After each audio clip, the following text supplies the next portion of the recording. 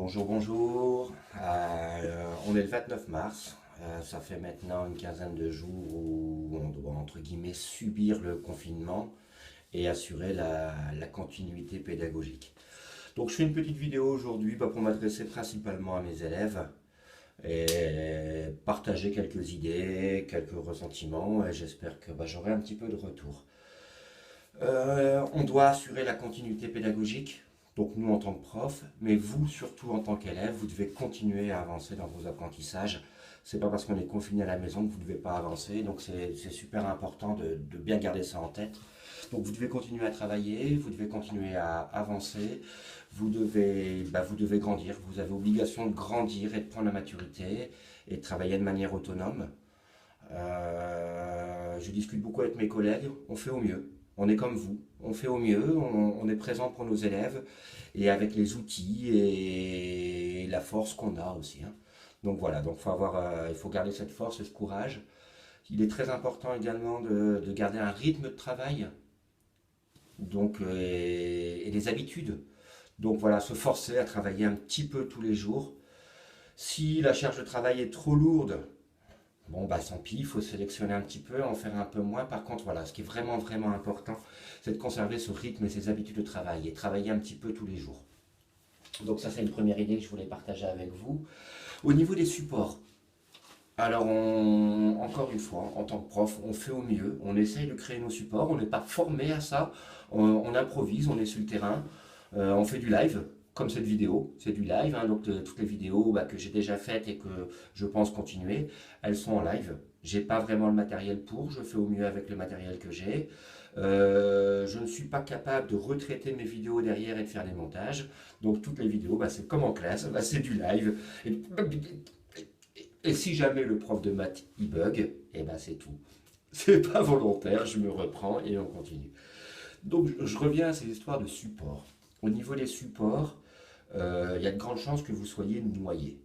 Vous recevez des supports de partout, moi c'est pareil, au début des confinements, j'ai reçu plein de messages, donc directement du gouvernement, de l'éducation nationale, des éditeurs de livres de manuels scolaires, du CNED, ceci, cela. Oh, j'ai dit, oh, c'est cool, il y a plein de supports, il y a plein de choses intéressantes. Et je me suis retrouvé noyé, trop de choses. Donc voilà, donc sélectionnez vos supports, essayez de suivre ce que vous demandent vos professeurs, chacun dans sa matière. Et voilà, et évitez de vous éparpiller et de vouloir tout faire. De toute façon, on ne pourra pas tout faire, c'est pas possible.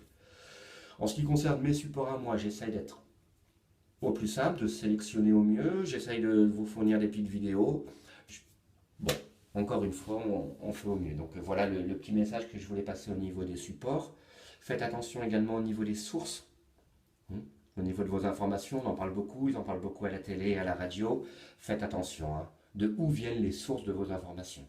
Donc c'est la même chose pour ce qui est scolaire, hein. Faites attention de où ça vient. Donc au niveau de ce temps, donc, le télétravail, donc je ne sais pas comment vous vivez vous à la maison. Il y a un petit mot qui dit que c'est chronophage. Donc chronos, du dieu grec, dieu du temps et compagnie. Et c'est vrai que si vraiment on est vraiment pris à l'intérieur et qu'on veut le faire vraiment correctement, ça prend énormément de temps. Je pense qu'il faut savoir aussi poser ses limites. Donc d'une personne à l'autre, d'un élève à l'autre, et de toute façon on a la même chose en classe, pour une notion, on a des élèves qui vont aller très très vite et qui vont abattre du boulot, qui vont comprendre tout de suite, et d'autres élèves pour lesquels il faut plus de temps. Donc là, c'est pareil, encore une fois, vous devez grandir dans vos apprentissages et gérer vous-même. Et c'est pareil, il faut bien gérer un temps de travail, il faut gérer également un temps de repos et un temps de loisir. Et donc là c'est à vous, il faut faire l'effort, il faut savoir prendre sur soi et puis et se poser, s'imposer les temps de travail et être capable aussi de s'arrêter et de prendre des temps de loisir. Je voulais faire aussi un point, si je regarde là, c'est parce que j'ai pris quelques notes des points que je voulais aborder là dans cette vidéo, au niveau de la communication. Donc pour ma part, je fais au mieux pour répondre quasiment en temps réel, donc par mail ou par messenger, donc aux élèves et aux familles. J'aimerais vraiment que pour les questions, donc vraiment sur le cours, sur les maths, j'aimerais vraiment que ce soit mes élèves qui me posent des questions. Donc directement, mon élève qui m'envoie sa question, plutôt que passer par les parents. Bon, après, c'est toujours mieux. Au niveau des pièces jointes et des retours de mail, donc là, jeudi dernier, vous aviez un DM à me rendre. Pour la plupart d'entre vous, tout le monde a joué le jeu. J'ai eu les retours des DM. Par contre, ça a été une horreur pour moi au niveau de la réception. C'est-à-dire que bah, chacun m'a envoyé des mails avec des fichiers qui n'ont pas de nom, ou alors qui s'appellent 001, ou image 25, ou fichier sans titre. Et pour la petite anecdote, bon, bah, j'ai eu même un élève qui m'a envoyé 4 mails avec 4 pièces jointes différentes. Et quand on ouvre la pièce jointe, il n'y a même pas le nom sur la feuille, sur la photo. Donc ça a été une horreur pour moi.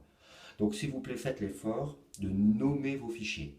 Voilà, en indiquant donc votre classe, votre nom, votre prénom. Donc ça c'est super important. Pour la petite anecdote aussi, j'ai un petit retour d'un élève, je ne vais pas citer son nom parce que la vidéo est publique et je ne citerai aucun nom dans cette vidéo, mais là, il va se reconnaître donc s'il m'attend, ça m'a fait beaucoup rire. J'ai un élève qui m'a pris avec son téléphone portable une photo de son écran d'ordinateur. Bon, bah faut m'envoyer le fichier, c'est plus simple. Voilà. Donc maintenant, je vais intervenir aussi en tant que prof principal. Donc il se pose la question de l'orientation, notamment pour mes élèves de troisième. Donc je me tiens disponible. Donc aussi bien au niveau des familles que des élèves, je me tiens disponible. N'hésitez pas à me poser vos questions. De toute façon, l'orientation est très très importante et il faut continuer à la travailler. Donc on se tient disponible.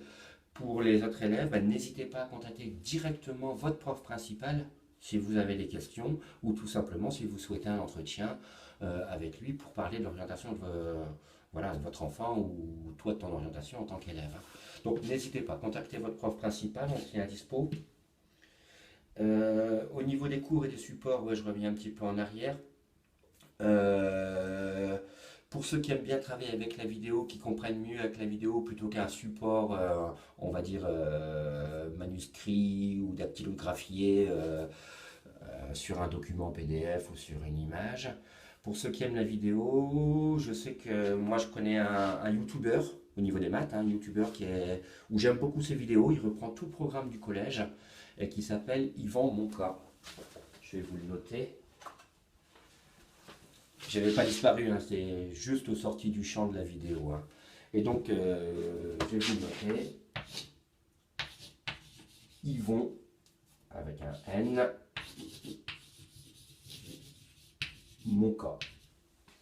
Voilà, donc ça c'est un petit tableau que j'ai récupéré au collège, qui au départ était un support de jeu pour mes enfants, et puis bah, qui est devenu maintenant un support de travail. Hein. Donc pareil chez vous, faut s'organiser, il faut faire au mieux. Je sais très bien qu'il y a des familles où vous êtes plusieurs à la maison, même les parents sont également en télétravail. Il faut se partager également le matériel informatique. Tout le monde n'a pas le matériel informatique adéquat. Bon, encore une fois, il faut faire au mieux et toujours garder cet objectif de garder un rythme de travail et des habitudes de travail quotidiennes, tout en alliance et tout en loisir. Donc Yvon Monca, qui est un YouTuber, qui reprend tout le programme de collège et aussi le programme de lycée, pour certains élèves de 3e qui sont à l'aise avec les maths et qui veulent un peu plus loin, qui ont notamment des ambitions assez fortes et ils auront besoin d'un bon niveau en mathématiques, vous pouvez, rien ne vous empêche de démarrer un petit peu quelques petites notions de seconde, hein, si vous le souhaitez. Hein. Mais bon, restez en avant tout, voilà. Gardez en tête qu'il faut sortir donc pour les élèves de 3e, sortir de son année de 3e avec une bonne connaissance, un bon niveau pour pouvoir bien assumer son lycée. Donc, Yvan Monca. Et pour conclure, tout simplement, je voudrais je voudrais rappeler la promesse que j'ai faite avec mes élèves de 3e en septembre.